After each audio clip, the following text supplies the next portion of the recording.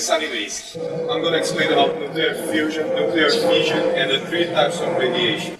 On a nuclear fission, an atom splits into smaller parts. The fission process often produces free neutrons and protons in the form of gamma rays. And it releases a very large amount of energy, even by energetic standards of radioactive decay. In an induced fission reaction, a neutron is absorbed by a uranium-235 nucleus, turning it into a briefly excited uranium-236 neutrons, with the excitation energy provided by the kinetic energy of the neutron plus the forces that bind the neutron. The uranium-236 in turn splits into fast-moving lighter elements and releases 3 free neutrons. At the same time, one or more strong gamma rays are produced. Now think about throwing a ball that will go to the other ball, that will go toward another ball, that will go to the other ball.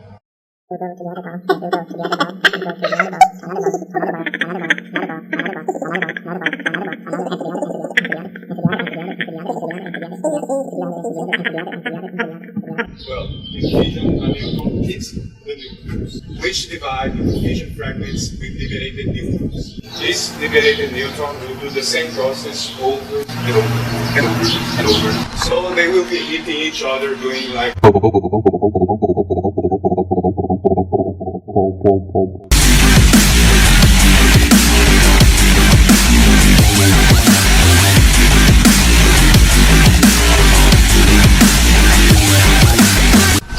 let's talk about the nuclear industry. You must be really focused to work in there because any kind of error will result in this.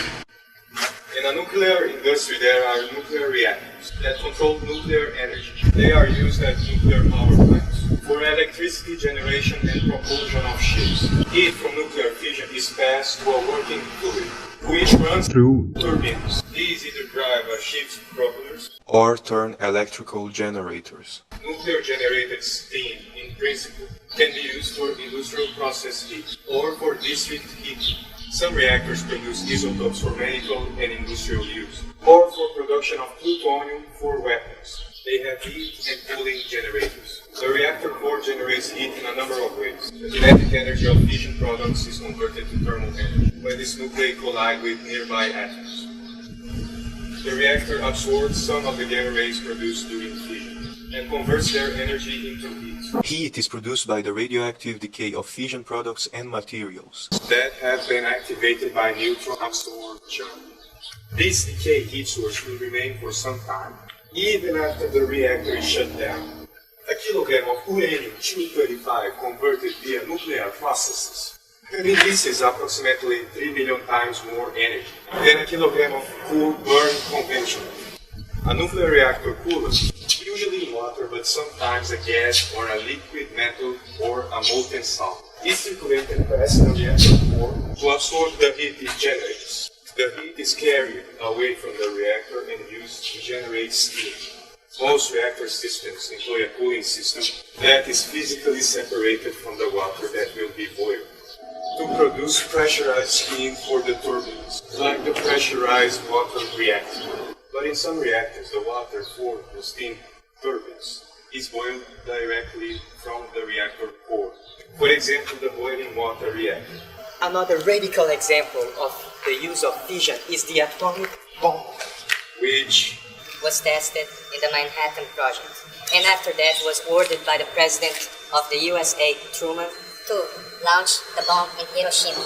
And when the Japanese forces refused to surrender, the atomic bomb was launched in Nagasaki. Are you ready to see the explosion, kids? Aye, aye, Captain! I can't hear you. Aye, aye, Captain! Alright.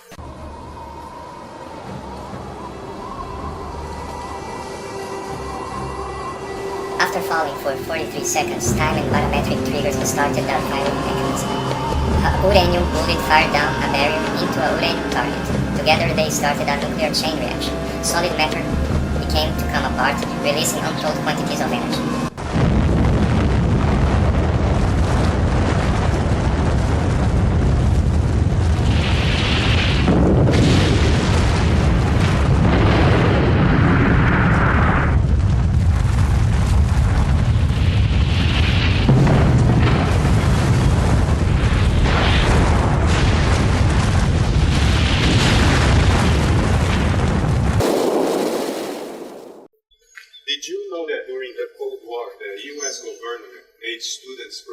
themselves under the table when happened an alarm of nuclear bomb. But seriously, did they really think that this would help? The places were totally destroyed, obliterated. Come on, it's not when the table has some magical protection, just like the blanket on your bed used to protect you from monsters after you watch a horror movie. But anyway, let's talk about stars and hydrogen bombs, because our second topic is going to be fusion. And by the name fusion, you can imagine things joined together, things fused together. They occur under hot conditions, just like the sun. The sun is made up of atoms. Since the sun is so massive, it has a much stronger gravity compared to the Earth. The gravity pulls the atoms together. Normally, the nuclei of the atoms don't want to get close together. The protons repel each other. But the sun's gravity is stronger than that. And when the two atoms get close enough together, they merge and become a new atom. Now imagine if a deuterium would have an energy of 3, hydrogen having energy 0. The total amount of energy is 3.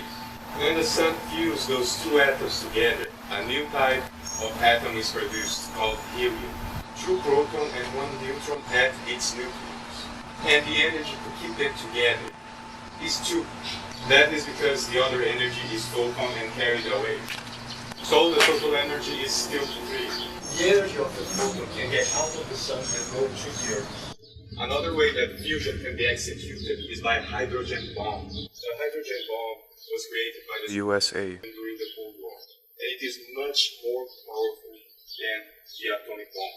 The Tsar has 58 megatons. 58 megatons.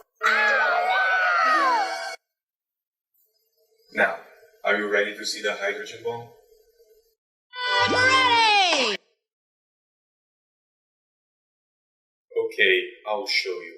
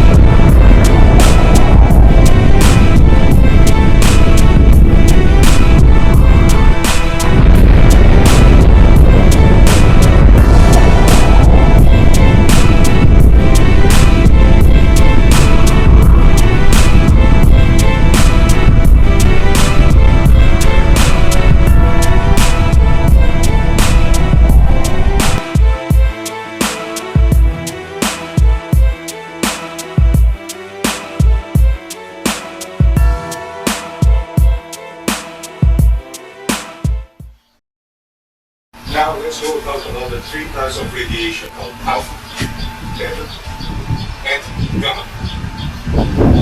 The alpha radiation consists of high-energy helium nuclei, The range of radiation in air is only a few centimeters. and it's even lower on water. A normal sheet of paper would be enough to shield from this type of radiation. The alpha particles will only penetrate the outer skin layer, but it can go into the body by inhaling. That is the way that it will go through our internal organs. The beta radiation consists of electrons or positons.